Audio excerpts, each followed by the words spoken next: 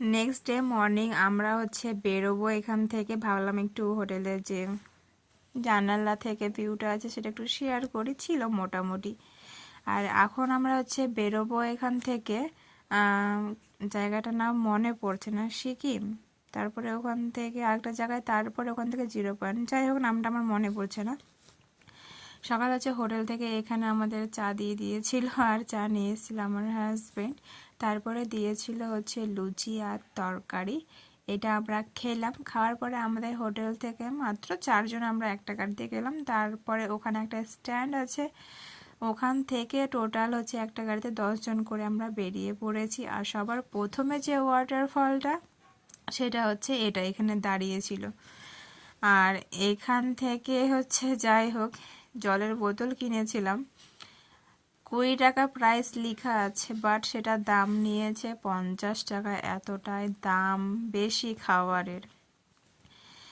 তারপরে এখানে আমার হাজবেন্ড মোমো নিয়ে চলে এলো। এখানে সেম প্রাইস না, এখানে 50 টাকা মোমো নিয়েছিল হয়তো,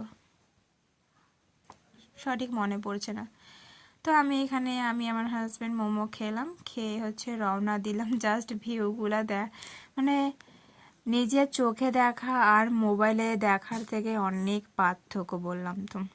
মোবাইলে যতটা সুন্দর হয় না, যতটা কভার হয় না, মানে নিজের চোখে দেখে যতটা শান্তি বলার কথা নেই। তারপরে একটু দূরে গিয়ে একটা হোটেলে দাঁড়ালো, মানে যেটা সবার প্যাকেজেই ছিল, আমরা যে কয়জন গেছিলাম। ওখানে গিয়ে তো সয়াবিন তরকারি, ডাল, ডিম ভাত এগুলো দিয়েছিল। খাওয়া দাওয়া করলাম, করে আবার কিছু দূর গিয়ে সব ওয়াটারফলগুলো দেখলাম। আর হ্যাঁ, মানে একটা জায়গায় চেক পোস্ট আছে, সেখানে যে জলের বোতলটা কিনেছিলাম 50 টাকা দিয়ে, যাই হোক কিনলাম, ওখানে নাকি জলের বোতলটা ফেলে দিতে হবে।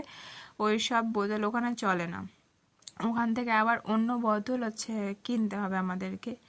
মানে আমি শুধু ভাবছিলাম যে জলের বোতলটা কিনলাম কেন, ওখান থেকে ওটা ফেলে দিয়ে আবার আমাদেরকে নতুন বোতল নিতে হলো। যাই হোক, একটু ঘুরতে গেলে তো টাকা খরচা করতে হবে, কিন্তু মানে এতটা দাম বেশি যে বলারই কথা নেই। কিন্তু ঝর্ণাগুলো দেখতে বেশ সুন্দর লাগছিল। আর এই জায়গাটায় মানে এতটা পরিমাণে ঠান্ডা লাগছিল। একটা ওয়াটারফল যেটার নাম দিয়েছে অমিতাভ বচ্চন ওয়াটারফল, মানে এটা একটা মানে আসল নাম আছে, অরিজিনাল নামটা বলেছিল আমাদেরকে ড্রাইভারটা, বাট ভুলে গেছি, মনে নেই।